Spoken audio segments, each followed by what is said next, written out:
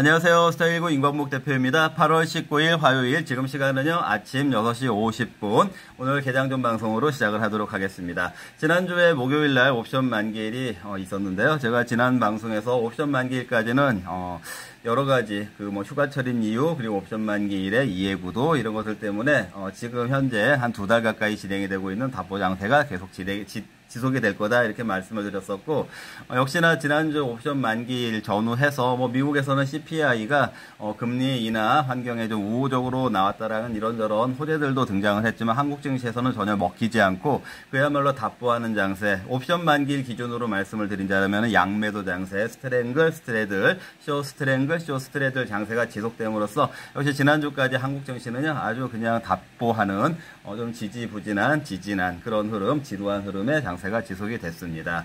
자, 이제 지난주 8월달 옵션 만기일이 끝남으로 인해서요 이제 9월달 동시 만기일을 향해서 새로운 포지션이 구축이 되는 과정이고요. 어제 월요일날 이제 옵션 만기일이 지나고 나서 새로운 한 주가 시작이 된 어제 월요일날 한국이 외국인들이 양시장을 강하게 매도를 하기 시작하면서 어제는 제법 한국이 크게 하락을 하는 1.5% 코스피 기준으로 1.5% 하락이 나왔고 좀 다른 상황이었죠. 최근에는 장중에 좀 하락을 한다고 하더라도 장 막판 또는 장 후반에 다시 다 낙폭을 또는 상승폭을 반납해서 거의 보합권으로 만들어 놓고 마무리가 됐는데 어제는 오히려 하락하는 낙폭이 장 마감으로 갈수록 더 키워지는 그런 조금 보기 드물었던, 최근에는 보기 드물었던 그런 모습이 나왔는데요. 이런저런 상황을 두고 이제 앞으로 또 짧게는 8월 말 9월 달까지 장세가 어떤 흐름을 가져갈 것인지 우리 또 예상을 해야 되는 부분, 부정적인 부분도 있을 수 있고 또 긍정적인 요소로 변화된 부분도 조금은 있는 것 같아서요. 제가 오늘 정리를 한번 해드리도록 하겠습니다. 제가 오늘 기술적 인사이트, 그 다음에 거시적 인사이트라는 두 개의 작은 타이틀을 한번 만들어 봤고요. 우선 거시적 인사이트에 대해서, 이건 좀 긍정적인 측면. 근데 어차피 거시적 인사이트는, 긍정적인 측면이라는, 가능성의 비중이 있긴 하지만, 이건 역시 또 동전의 양면. 뭐가 또 조금 삐끗하거나 삐걱거리거나 이렇게 되면은 그게 금세 또 불안감이나 악재로 바뀔 수가 있는 거니까 동전의 양면적인 성격이라는 그런 의미를 여러분들께서 염두에 두시고 그럼 이 거시적 인사이트가 뭐를 고려를 해야 된다라는 것인가 한번 여러분들이 잘 들어보시기 바랍니다. 우선은요 돈바스라고 제가 키워드를 적겠습니다. 돈바스. 지금 젤렌스키가 미국에 왔어요. 우크라이나 대통령이 미국에 이제 트럼프를 만나러 왔는데요. 이 돈바스, 푸틴이 돈바스 그냥 자기 러시아에 넘기면은 이제 완전히 종전하겠다라고 이제 얘기를 했는데 이 돈바스라고 하는 땅덩어리, 물론 돈바스는 우크라이나 영토 중에서도 좀 친러적인 그런 지역인 건 맞는데요. 이걸 젤렌스키가 그냥 다 넘기겠다 하면 미국에 와서 지금 트럼프한테 다 넘기겠다 이렇게 할 것인지 아니면은 나토하고 또 관계성이 있기 때문에 또 강경한 이런 것들이 어떻게 풀려나갈지 한번 봐야 될 것 같아요. 돈바스 문제는 이제 조만간에 발표가 될 트럼프하고 젤렌스키의 회담의 결과를 보고 판단하면 될 것 같은데요. 좀 더 큰 맥락에서 봤을 때는요. 일단 중동이 이란이 저번에 항복을 했다라는 거 여러분들 기억하실 테고 또 지금 공공연하게 트럼프가 이런 얘기를 하고 있죠. 시진핑, 중국 시진핑이 이번 트럼프 임기 중에는 절대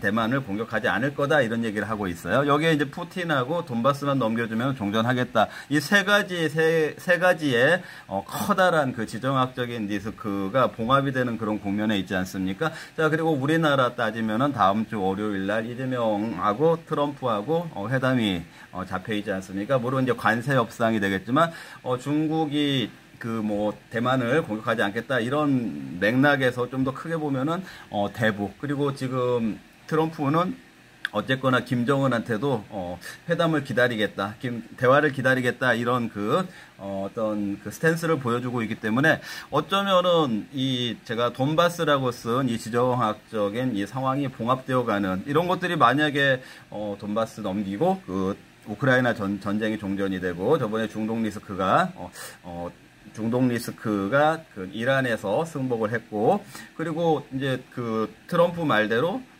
대만, 그리고 중국, 여기 한국, 북한, 이렇게 지정학적인 4대 지정학적 리스크가 다 잠잠해진다라고 하면은, 어떻게 보면은 그 트럼프 임기의 그 기간 동안에 또 새로운 그 평화 국면이라고 하는 커다란 거시적인 변화가 나타나는 거 아니겠습니까? 그렇다라고 하면은 하나의 전 세계가 평화로 간다. 트럼프가 어떤 그 세계의 글로벌 어떤 그 경찰의 역할, 협상가의 역할을 해줌으로 인해서 새로운 평화의 국면을 맞이했다. 이런 거시적인 변화가 생길 수 있으면은 이건 시장 전체에 전반적인 시장 전체에 호재로 작용할 가능성이 있는데, 다만 아까 얘기했던 것처럼 뭐가 삐걱거린다 이렇게 되면 동전의 양면처럼 잘 안 되는 것이 오히려 악재로 작용할 수도 있으니까, 이러한 것들을 여러분들이 이게 호재로 갈 가능성이 있을까, 이게 뭐 조금 삐그덕거리는 부분이 어떤 부분이 있나, 이런 것들을 예의주시하면서 보셔야 되는데, 일단 방향은 트럼프 역할이 지금 잘 해내고 있는 그런 방향인 것 같습니다. 참고하시기 바라고요.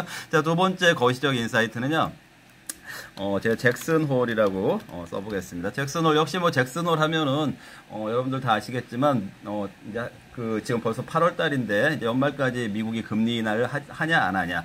지난주에 의외로 CPI가 낮게 나왔어요. 미국의 소비자 물가지수인 CPI가 낮게 나와가지고 하반기 금리 인하 가능성이 좀 더 높아진 거 아니냐 이래가지고 그 미국 S&P 500 신고가 또 잠깐 경신하고 이랬지 않았습니까? 그래서 여기 그 잭슨홀이라고 이 키워드를 보여준 거는 금리 인하 가능성이 어쨌든 그 연준이 지금 점점 비둘기파적인 그런 모습으로 바뀌고 있고, 그리고 CPI가 보여줬던 것처럼 물가가 관세 부과에도 불구하고 별로 영향을 안 받고 물가가 안정이 된다. 이렇게 되면은 어떤 그 파월의 입지가 좀 그 약화되는 그 연준 안에서 그 트럼프가 그 지명하고 임명한 그런 위원들이 더 늘어나고 있는 이런 상황에서 금리 인하가 단행이 된다라면은 위에서 말했던 것처럼 지정학적인 리스크가 완화가 되는 전 세계적인 평화 분위기 속에 금리 인하까지 간다. 그런 새로운 시장의 에너지, 엔탈피, 모멘텀이 될 수도 있는 그 분명한 이유가 되는 것 같고요. 그런데 이제 그럼에도 불구하고 이 금리 인하 쪽이든 돈바스든 이게 또 좀 삐그덕하는 이상하게 잭슨홀 미팅에서 그럼에도 불구하고 금리 인하 좀 어려울 것 같아요. 물가가 심상치 않아요. 이런 얘기가 나온다라면은 또 동전의 양면처럼 이게 그 악재로 어느 순간에 바뀔 수 있으니까, 지금은 주가가 많이 올라 있는 상황에서는 그렇게 돌변할 수 있는 가능성이 아주 배제할 수는 없다라는 것까지 여러분들이 참고를 하셔서 대응을 하셔야 된다. 이렇게 말씀을 드리겠습니다. 자, 기술적 인사이트 말씀드릴게요. 기술적 인사이트는요, 제가 중국하고 일본 이렇게 써보겠습니다. 지난주에요, 우리 한국 증시 좀 전에 제가 모두에 말씀드렸던 것처럼 계속 뭐 그 답보하는 모습을 보여주고 있는데, 중국하고 일본은 그 지난주에 그 고가를 경신을 했어요. 그러니까 중국이 작년에 그 상해지수가 36,000선까지 올라왔다가 이제 다 조정을 한참 많이 받았잖아요. 조정을 거의 상승폭의 한 반절 정도를 토해내고 3,200, 3,300까지 한 10% 이상 조정을 받았는데, 그 조정 이후에 거의 한 1년이 경과가 됐잖아요. 1년이 경과가 됐는데 지난주에 중국이 3,700까지 올랐으니까 어쨌거나 작년 고점을 뚫은 거가 되겠죠. 그리고 일본도 마찬가지예요. 일본도 작년에 42,000, 43,000 이렇게 됐는데 거의 또 일본 역시 어떻게 됐습니까? 1년 가까이 조정을 받았는데요. 이번에 다시 43,000원대, 43,000선 위로 올라오면서 일본도 그 작년 고가를 경신을 했습니다. 그러니까 기술적인 인사이트로 봤을 때 중국 증시, 일본 증시가 작년에 고점에서 한 1년 정도 조정을 받더니 올해 새로 고점을 높였구나. 이렇게 여러분들이 알고 있어야 돼요. 이거는 이제 한국에 시사하는 바가 있겠죠. 그런데 이제 한국 증시는 조금 달랐죠. 작년에 중국하고 일본이 그 부양책, 그리고 일본의 초저 그 환율, 그러니까 초엔저 이런 것들 때문에 주가가 그 그 최고치를 치고 있는 국면에서도 한국은 그렇게 따라가지 못하고 오히려 주가가 침체됐던 그런 상황이 있었었는데, 그런 부분들이 이제 올해 한 두 달 사이에 3,200까지 코스피 3,200선, 3,300선 가까이 올라온 이후에 지금 숨고르기 국면인데, 아까 이제 중국, 일본이 그 고점에서 거의 1년 동안을 조정을 받았고, 그 조정 기간 동안에 10% 이상을 토해냈다가 다시 올라온 이 상황인데, 한국이 지금 한 두 달 동안에 상당히 주가가 오른 상태에서 지금 답보하고 있는데, 과연 조정 없이 중국하고 일본처럼 고가를 경신할 수 있을까? 물론 이쪽에서 거시적 인사이트에서요, 확실하게 아까 그 좋은 시나리오대로 보여준다라면 그럴 가능성도 있지만, 어쨌든 그 중국과 일본이 그 고점을 갱신한 기술적인 그 저항을 뚫었다라는 거는 고려를 하되, 한국은 조금 그 중국하고 일본하고는 조금 다른 양상의 위치에 있다라는 거, 그리고 지난 두 달만 놓고 봤을 때는 한국이 전 세계적으로 코스피의 그 복원력이 빨랐기 때문에 숨고르기 또는 조정의 가능성이 이어질 수도 있는 이런 두 가지, 그러니까 중국과 일본이 그 갱신을 했다라는 것, 고가를 갱신을 했다라는 것은 하나의 방향성을 보여주긴 하지만, 한국의 특수 상황이라는 걸 배제하고 그 방향성만을 봐서는 안 된다. 그럼에도 불구하고 중국, 일본을 통해서 전반적으로 지금 시장이 어떤 기술적으로 본다고 하더라도 그 중국하고 일본을 놓고 봤을 때는 역시 그 저항을 돌파해 나가는 이런 모습을 보여줬다라는 것이 이게 그 글로벌 증시의 방향성인가, 이렇게 우리가 한번 생각을 해볼 수 있는 부분이 있다라는 거니까요. 여러분들이 그 부분을 꼭 눈여겨 보셨으면 좋겠습니다. 자, 그리고요, 이제 우리 한국의 인버스 얘기를 좀 해드리겠습니다. 그럼에도 불구하고 우리 한국은 조금 다른 시각에서 봐야 될 필요도 있다, 이렇게 말씀을 드렸으니까 두 번째 기술적 인사이트로서요, 인버스, 한국의 코덱스 인버스를 가지고 한국이 지금 어떤 상황인지, 왜 또 조금 중국하고 일본하고 똑같이 볼 수만은 없는 그 이유에 대해서 한번 설명을 드려보도록 하겠습니다. 차트입니다. 인버스 차트입니다. 인버스 차트 보시면은요, 지금 거의 뭐 이렇게 두 달 동안 기간 동안에요, 위쪽으로는 그 3,540 이 선을 이탈한 날이 두 번밖에 없죠. 가운데 보시면은요, 두 번밖에 없고, 또 아래쪽으로도 보시면은 이 선을 이탈한 날이 지금 보시는 것처럼 가운데 보시면 두 번밖에 없어요. 그러니까 결국에는 지금 위에로는 3,540, 그리고 아래는 3,420을 기준으로 해서 이 중앙을 놓고 봤을 때는 위쪽으로 1.5%, 아래쪽으로 1.5%. 그러니까 장중에 1.5% 이상 상승, 하락을 벗어난 날이 딱 여기 한 번, 두 번, 여기 한 번, 두 번, 네 번밖에 없다. 두 달 동안에요. 그러니까 이게 얼마나 답부장세가 지속이 되고 있나. 근데 아직도 역시 이제 그 범위 내에서 움직이고 있는데요. 자, 그럼 이게 계속해서 답부가 언제까지 답부할 것인가 한번 봐야 될 필요가 있을 것 같아요. 지금 이렇게 두 달여 동안에 이렇게 그 인버스가 이렇게 많이 돼 있는데, 지금 현재 그 월봉입니다. 이런 차트를 만들고 있는데요.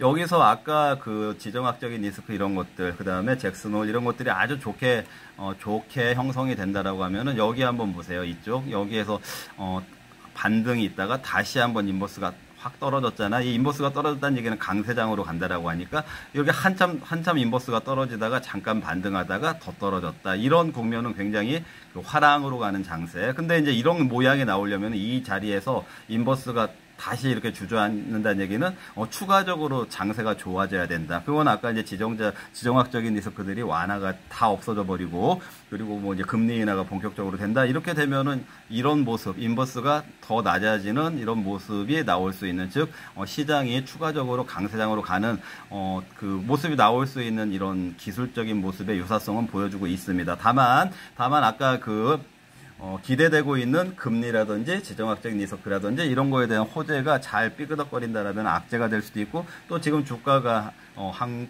일본, 중국, 유럽, 그 다음에 미국 고공권에 있는 이 주가 위치에서 뭐가 조금만 삐그덕거려도 그게 금세 악재로 돌변할 수가 있으니까, 만약에 악재로 돌변한다라고 하면은요, 여기 인버스 한번 보세요. 저항선이 여기까지 있어요. 그럼 지금 현재 3,500인데 저항선이 여기 4,000유의 저항선이 있기 때문에, 4,000유의 저항선이 있기 때문에 이런 어떤 어떤 금융 상품의 기술적 흐름을 무시할 수 없다라는 측면에서, 만약에 어떤 돌발 악재가 나온다라고 하면은 이 변동성이 여기까지 올라갈 수 있기 때문에, 그렇다라고 하면은 코스피로 놓고 보면은 급락할 수 있는 가능성도 배제할 수가 없습니다. 자, 지금 이렇게 말씀드렸던 것처럼 답보하는 장세가 2달 동안 지속이 됐기 때문에 두 가지 가능성을 다 배제할 수는 없다. 여러분들 분명하게 제가 코스피 2,400일 때, 코스피 2,400일 때 뭐 주가 더 떨어질 수 있어요 이렇게 말씀드린 적 없잖아요. 그때는 무조건 강하게 매수에 가담해야 된다라고 말씀을 드렸었죠. 그런데 지금 코스피 3,200에서는 이렇게 답보하고 있는 흐름 속에서 두 가지 방향성을 동시에 고려해야 된다. 인버스 역시 상품으로서의 그 존재의 의미를 담고 있다라면은 분명히 반등이 나와야 정상적이다. 기술적인 흐름으로 인해서. 그럼에도 불구하고 기술적인 측면에서 일본, 중국 신고가 경신하고 있는 모습, 그 다음에 거시적으로 전 세계적인 지정학적인 트럼프에 의해서 리스크가 완화가 되고 있는 그런 상황, 그 다음에 잭슨 홀 미팅을 비롯해서 금리 인하의 가능성에 그 가능성의 시나리오가 더 가능성이 커지고 있는 이런 국면들을 고려하면 그래도 부정보다는 긍정의 요소가 더 많긴 한데, 그래도 조심할 건 조심하자, 이렇게 결론이 되겠습니다. 네, 오늘은 여기까지 하겠습니다. 시청해 주셔서 감사합니다.